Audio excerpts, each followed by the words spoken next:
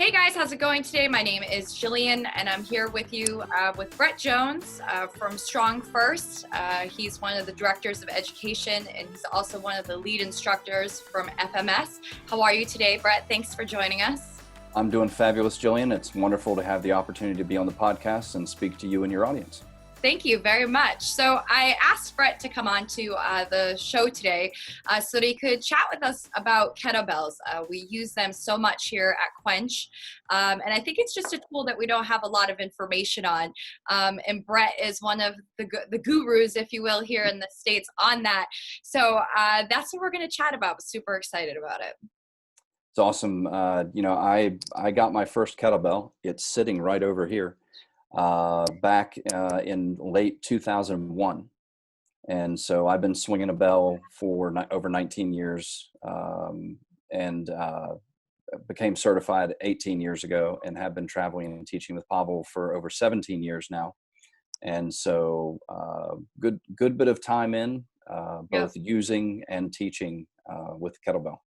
So can you chat with us about who Pavel is? I don't even know if anybody would even know who that is. So can you give us the details on that? Absolutely. Pavel came over to the States out of Russia.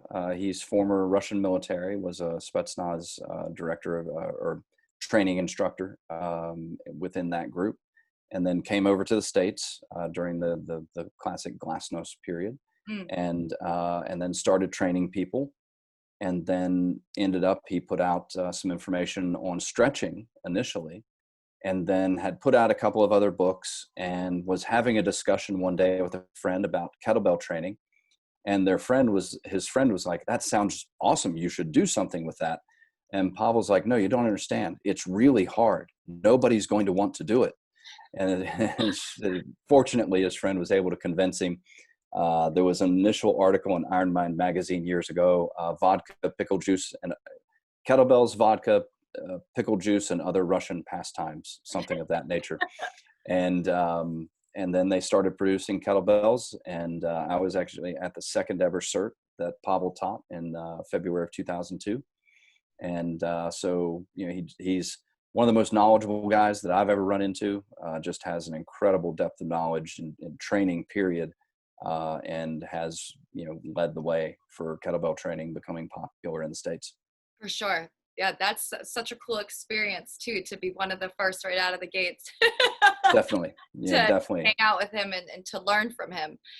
So what would you say is one of like the biggest misconceptions when it comes to kettlebells and working with kettlebells?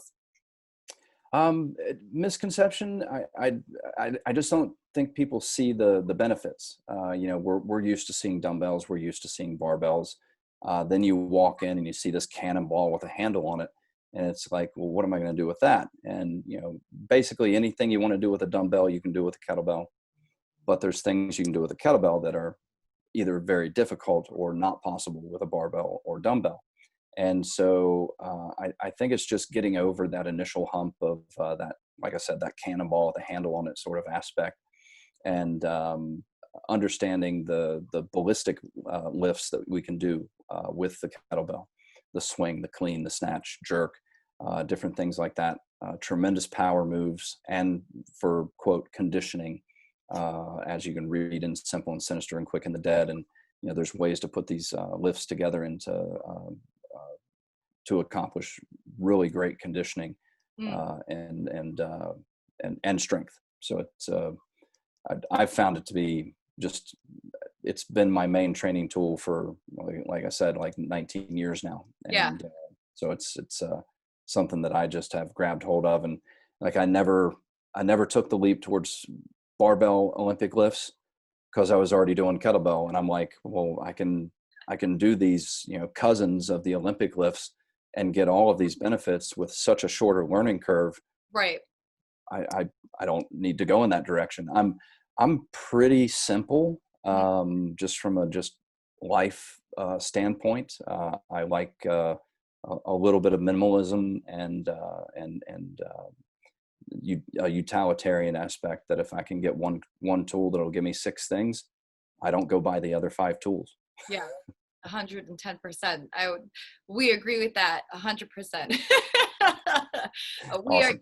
always using the kettlebells in the gym, and I think they're super intimidating to walk into. So it's cool to hear your feedback on that. Well, and I think from an intimidation standpoint, one of the things that I always did with people is I would get them using the kettlebell for non-kettlebelly things. So if we were going to do single leg deadlifts, it was with the kettlebell. If we were going to do a one-arm row, it was with a kettlebell.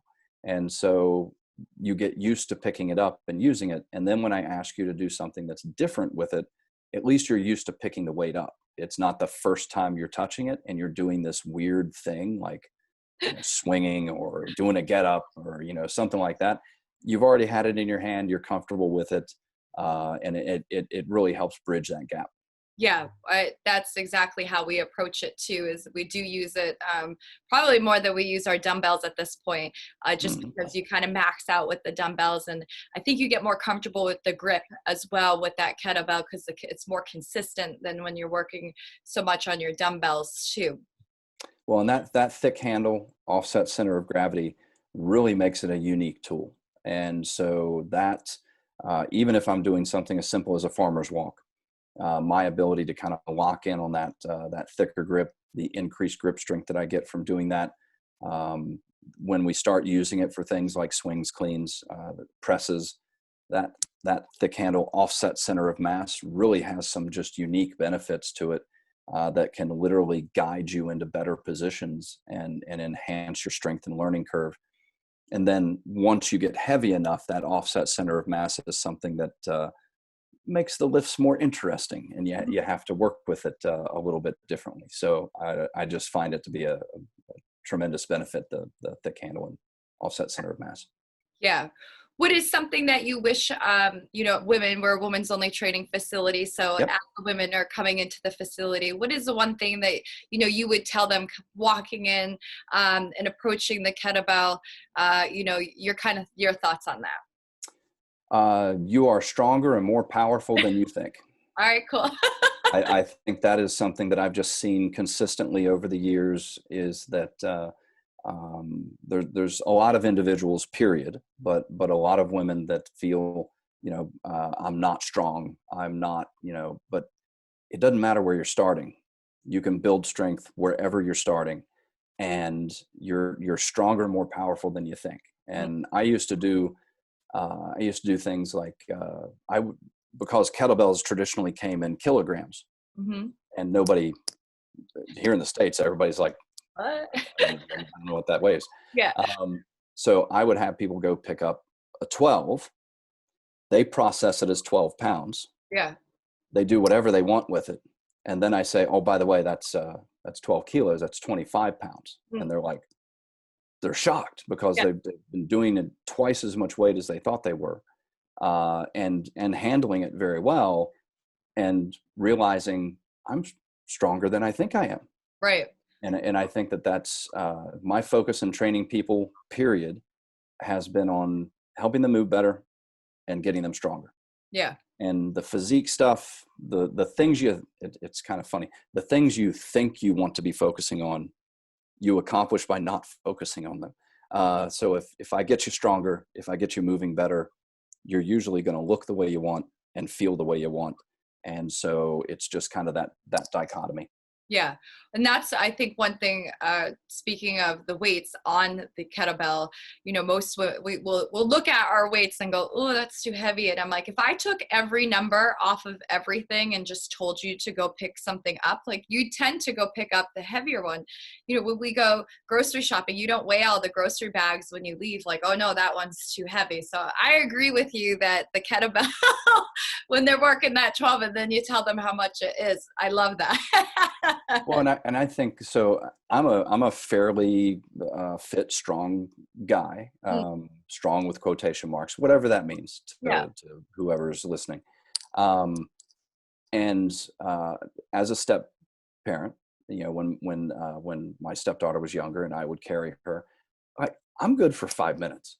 Like I got cramps, I'm hurting, like nothing feels good.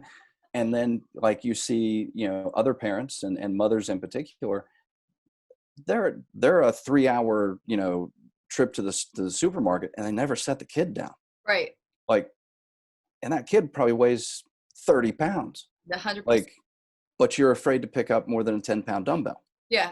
Like, you're lugging around this 30-pound live, wiggly, growing thing. Yeah. And so you are stronger and more powerful than you think. That's just like a mind block that we have. What is that?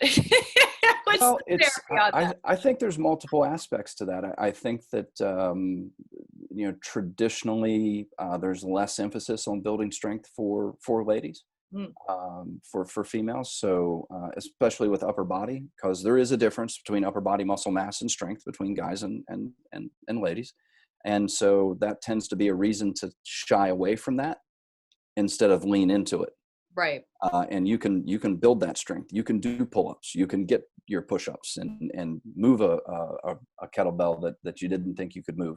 And so I think there's some hard wiring there just from a societal experience that says, you just don't carry as much upper body muscle mass and you're not going to be as strong. So you tend to lean away from it. And I think the better direction is to lean into it and build that strength.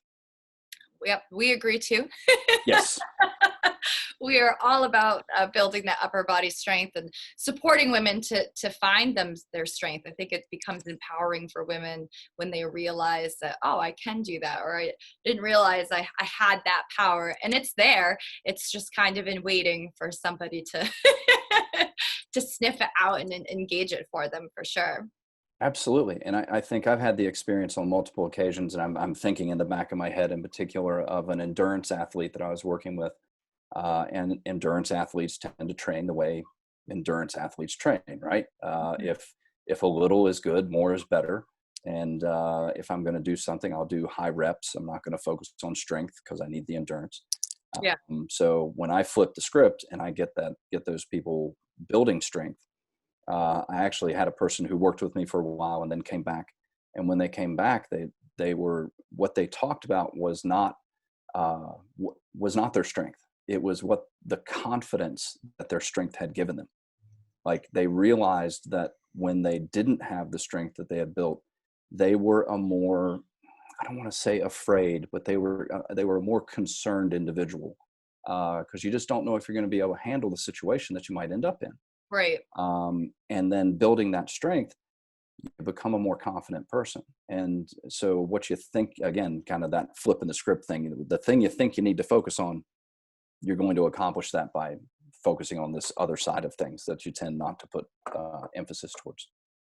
Yeah, and I think that's just the most interesting thing about fitness, is just kind of how everything works together. You kind of start working out with the goal of weight loss, and you start lifting heavier weights, and you say, oh, I kind of like this. This is good. So your direction shifts. It's like, wow, the weight loss will come, but I'm really enjoying challenging myself and pushing myself so that I can be successful. So that's always, I love watching that kind of mental growth that happens when people experience that. Absolutely. It's what makes being a coach or a trainer rewarding, right? For sure. It's not the 10-pound weight loss. Yeah. Right? That's great. It's fantastic. That's part of the puzzle.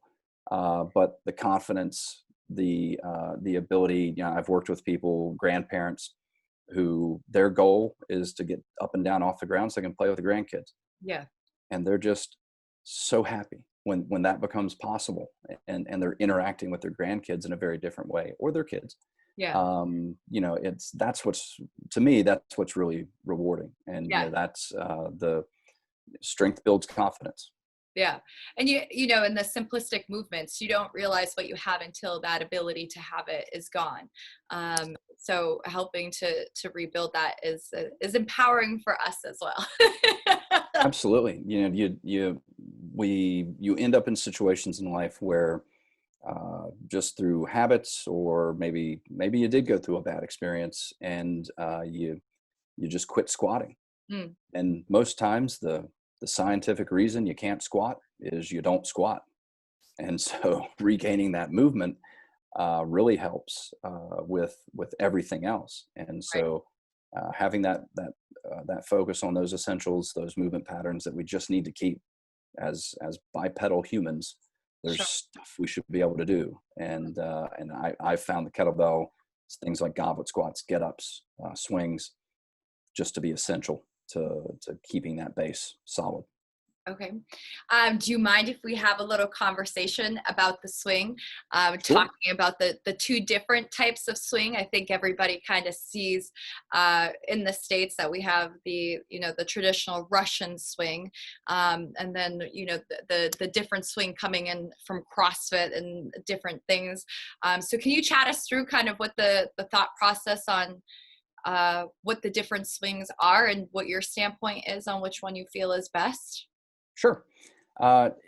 It's very interesting because a version of an overhead swing is in Pavel's original book. But he has the movement base and the skill to accomplish that movement.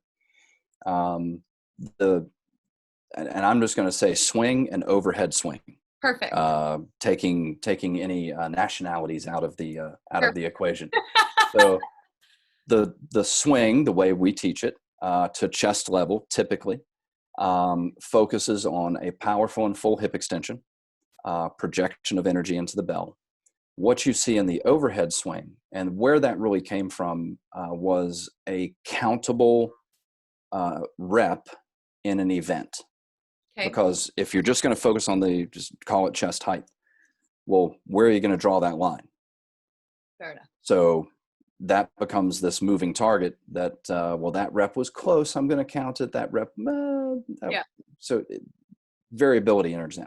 But if I go overhead, if my biceps in line with my ear and I come back down, I have a more definitive judging aspect for a countable rep within a competition. Now, what happens is, and this is the way we human beings work, if you show me the rules, I will find the best way to accomplish that without breaking the rules, but I'm going to bend them as much as I can. And so people start going overhead. They know the goal is to have the bicep, the ear show up in front of the bicep. And so you start dumping the lumbar spine, sticking the head forward, and shoving the shoulders back for people that really don't have the mobility to efficiently go overhead with both arms. And so if you've set the movement base, if you understand the swing, if you have good shoulder mobility and body mechanics, if you can maintain the position of that pelvis and take the bell overhead, cool. Like it's an option. Sure. It's not an option for a whole lot of people until they've set that base. And so arguments will be made, well, the overhead swing is a full range of motion. Full range of motion at the swing is at the hips. It's not, I don't care where the bell goes. Right. I can show you a very powerful swing where the bell never goes above my belly button. And I can show you a swing that goes overhead and every permutation in between. And so the full range of motion we're looking for is this really athletic hip hinge to full extension into the standing plank that produces a lot of power. Right. And where that bell goes, that's an option based on your movement ability and things like that. So for 99% of the population out there, the shoulder height or standard swing gets you where you need to be. Awesome. Thank you for clarifying that. Absolutely. Obviously, this has come up before. Yes. Well, there's fitness. There's just so much information, and social media. And go ahead, name the list of all the things. There is so much information, and we're so fortunate that we can chat with people like you that can clarify these things, because you don't necessarily always get the full story, and you don't get also the kind of rights and wrongs. So yes, okay, that's okay to do that, but here's where you should be prior to even starting to attempt that, or the different points that get somebody to that point. So it's just good to have the feedback. Absolutely. And notice that and this is where most of these conversations kind of devolve, is you start getting into this argument of who's right. That doesn't enter into this. Yeah. They're both options. Are those options acceptable for you and your movement ability and your body and your ability level, or however you want to refer to it? Um, it's a movement. Yep. It's an option on the list, right? Yeah, it's an option on the list. Is that the correct option for you? Sure. That's the job of the coach and the trainer. Yes. All right. Thank you for clarifying that for us. So next question, what are your like top 3 exercises when you work with the kettlebell that you feel even more specific that women should be working with on that kettlebell, with that kettlebell? Boy, you're going to limit me to 3? Oh, 5. Thank you. Okay. Perfect. 5. So I obviously swings jump to the top of the list. I think the get up is a tremendous exercise. Alignment with integrity under load. It builds a lot of stabilization and just movement efficiency. The press and the squat, just to kind of round it out. And it's the basics, right? But military press, going to build a lot of upper body strength. The squat is going to maintain a lot of lower body strength. And in particular, a deep squat, great for pelvic floor health. Obviously a concern it can be a concern for multiple individuals, but for ladies that have had kids or some sort of surgery, that can be really important. So I think within those exercises, now you have to be able to get the bell in position for the presses and the squats. So the clean enters in there. There's my 5th exercise, and so that kind of rounds it out. And I think if you focus on those, and then boy, there's so many variations that you can do on that theme. That I'm 19 years in, and I have yet to be bored. So yeah, and those are a lot of the basic movements that we use while we train. So it's great to hear you back those up. Absolutely. Makes it a little bit easier for us, so you can say, no, Brett said this is good, you have to do it. On the right path. What is some things that you wish people kind of understood or knew about the kettlebell? I mean, it kind of hit the scenes, 10, 15 years ago now? About 20 years ago. Okay, so is there a lot of misconceptions just kind of like on the kettlebell or things that you wish as consumers that we knew more about it other than just the functionality or anything cool like that? It's interesting. I mean, years ago when I got my first kettlebell and started kettlebell training, I mean, I was an oddity. You didn't walk into a gym and find a rack of kettlebells. They just weren't existent. And I was told multiple times over the years, this is a fad. This will be gone in a few years, and blah blah blah blah blah. Well, here we are, 19, 20 years later, still doing it. Right. So and I think the reason that progression has occurred is just people have realized the benefits of the kettlebell, and you can draw it many different directions. The rhythmically repetitive nature of pushing energy through the ground with a swing, and having these great power moves that are kind to the joints and very accessible to a lot of people. I guess appreciate the uniqueness of the kettlebell, and it's not just another dumbbell. I mean, I think that pretty much, I think over the years, a lot of the misconceptions have gone away. Yeah. And now it's just people getting comfortable, using the tool. But you find them, they're in Dick's Sporting Goods. They're, if you go to your local sporting goods store, if they have them in stock, which is a big problem right now since everybody bought them up for the pandemic going on and needing to train at home. And that's the other amazing thing. 1 or 2 kettlebells, you've got a complete gym at your house. You can accomplish a lot in a little bit of space. Yeah, no, I totally agree on that. So that's great feedback and great to hear. So one question that we ask everybody when they come onto the podcast is, what is your favorite exercise while you're working out? Do you have 1 or 2 that are your go-to exercises? Yeah, my routine's very simple. I really like kettlebell snatch. Okay. That is a movement that it just feels powerful. Like it's just a really cool movement to produce that power and put that bell overhead. Really like the kettlebell snatch. Kettlebell swing and get up. That's peanut butter and jelly. You Yep. you rarely have one without the other, Yeah. unless it's peanut butter and honey, and then that's an acceptable combination. But peanut butter alone, sorry for anybody that loves peanut butter. I'm sorry, I can't do it. I gotta have honey or I gotta have jelly. Honey is weird. That's like wicked sweet. Oh, Like it's the best. on bread? It's Or how do you eat that? Oh yeah, Yeah. yep. Just like you do it. The other thing that my wife thinks is very weird is I love butter on my bread, but I salt it. I add Oh. salt. Like you It'll make change. It'll change your life. Salt your butter on your bread. It'll change your life. all It's the right. best tasting thing ever. Um, We'll give it a whirl later today. And there you go.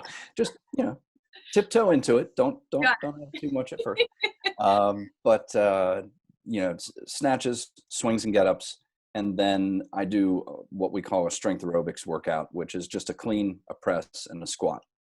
And so I know I've snuck like 6 exercises into my favorite exercise, but it's like my kids. I have trouble choosing just one. So fair enough. but that simple routine has me exploring a lot of different movements. I do some grinds and some strength-based work. I do some ballistics and some power-based work. And so it's just a really, really nice mix. But if you were to back me into a corner and say, that's it, choose one, probably going to choose the snatch. Yeah. Okay. So walk me through the snatch. Because I like to snatch as well. And I think a lot of women find it, I don't know the right word that I'm looking for. I hate using the word intimidating again. But they just don't,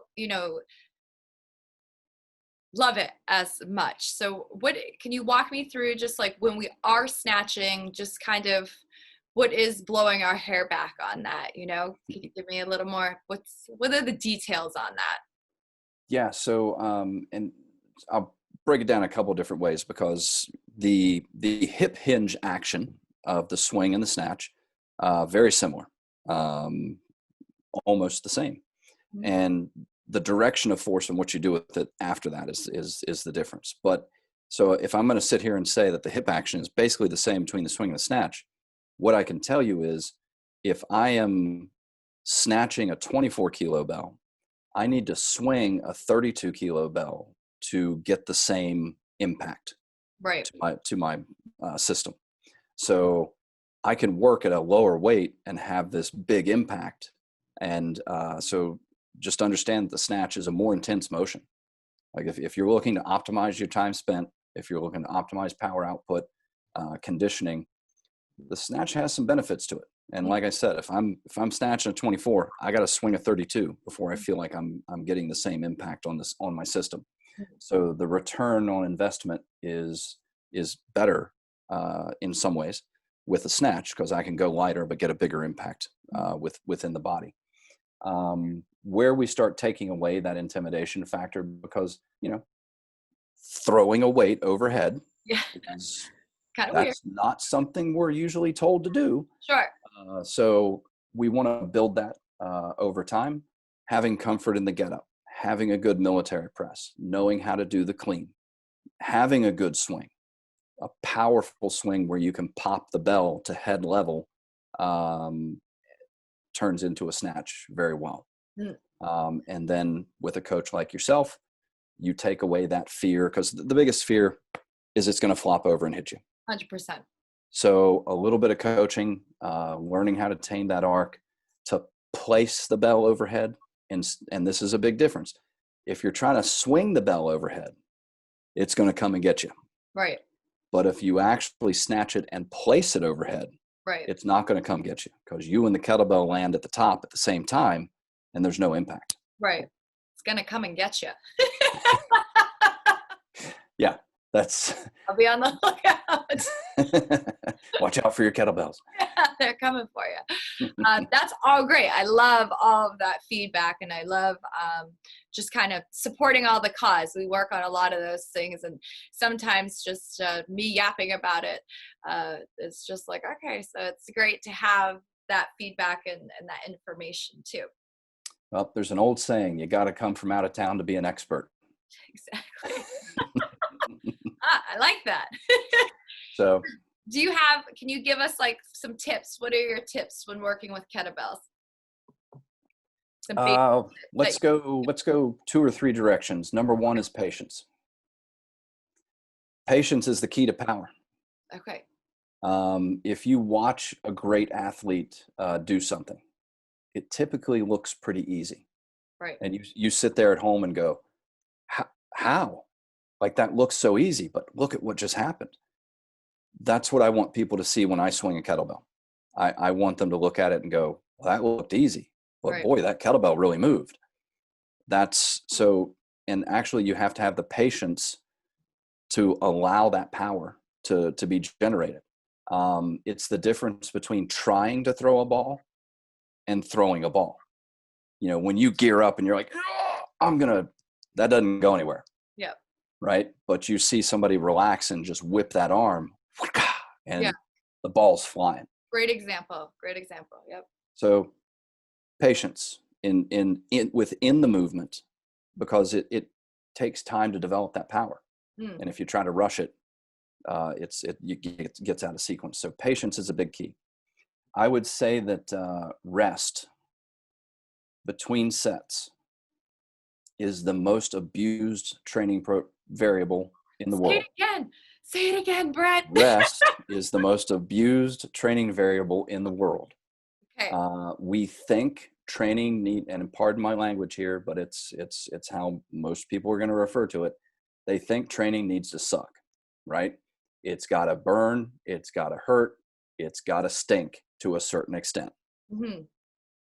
And I can accomplish a lot of hard work and never burn and never have a workout that I didn't enjoy and recover well between my workouts. And that usually boils down to the fact that we're so into this high intensity mindset and, you know, the Tabata protocol and all of these things that became popular, and I've done them all. And I've made other people do them. I have made my mistakes. I've used these protocols that have these really short rest periods. And what ends up happening is your power output goes down. So you're not accomplishing what you think you're accomplishing. Your recovery is hampered. So you're not going to recover as well between sessions. And so rest becomes a really critical factor. Optimize what you're doing within that set, even if it's just for 3 to 5 reps, and then rest long enough to have another set that's as good or better than the one you just did. Yeah. And we refer to things like passing the talk test and making sure that you're recovering well. And then that just leads to better recovery between sessions. Yeah. Most high intensity protocols. They struggle, with us lifting, like, all right, like take a break. Like you just lifted, yada, yada. Like you need to take 2 or 3 minutes. And it's like, you can almost see someone's brain burn off because they just don't get, like, you just use so much energy. You need to just walk away. Like, definitely. And that's, so, a good, let's talk pull-ups. That can be a great example because that tends to be a high effort drill. So let's say you're capable of 6 pull-ups, and you go in and you do your 6. What are you going to do what are you going to accomplish on the next set? If I do them right then, or maybe 4, maybe 3. What are you going to get in the next set? Out in a row, you're going to get tired and tired and tireder and tireder. Yeah. So you go from 6 to 3 to 1 to none. Yeah. And you've accomplished a total of 10 pull-ups. Well, now let's take that same example and let's do 3. You're capable of 6. Let's do 3. Okay. How many sets of 3? If I give you 3 to 5 minutes rest in between those pull-ups, how many sets of 3 do you think you can knock out in the course of a day? Yeah, way more. Yeah, you might get 10 sets in. Yeah. You want to accomplish 60 pull-ups or 30 pull-ups? Exactly. 10. And that's the power in giving yourself that rest, optimizing what you're doing per set. Give yourself enough rest to be able to do that again. Right. You should leave most of your workouts feeling better than you started. There's an old saying from I can't remember the strongman's name, but it's back in the early 1900s. At the finish of a workout, you should feel ready to battle for the kingdom, not like the war was lost. Oh, that's a good line. Yeah. So you're going to work hard, but you should feel like I can do that again. Okay. And that's a good direction. So patience, rest, and those are two huge areas. All right. Those are like two really hard things for us chicks. So we're going to have a lot of time working on that. It's And rest. All right.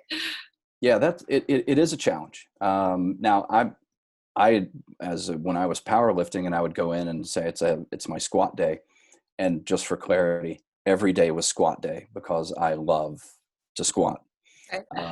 To an unhealthy level. So I would go in and I'd do my prep and I'd do my first work set and I'd go walk around the gym for 5 to 7 minutes, and then I would come back and do my next set. And which is great social time, right? I was the social butterfly of the gym. I'm all over the place talking to people, and then go do my set, and then got to get the gossip of the day and such. Exactly.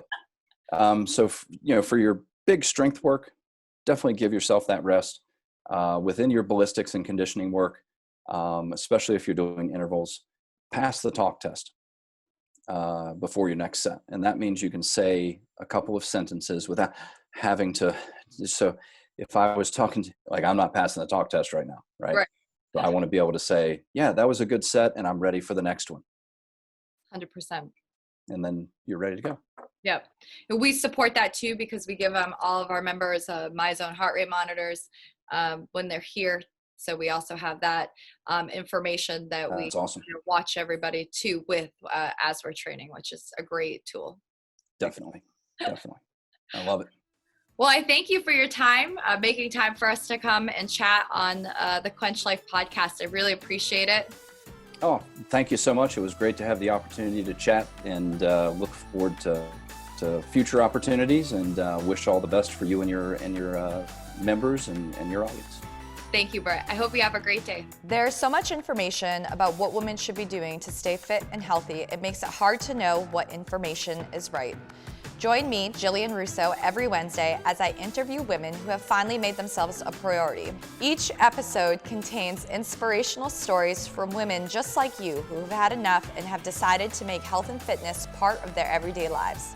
I'll also be inviting other health and wellness professionals to share their stories and provide tips on health, nutrition, wellness, life, and much more.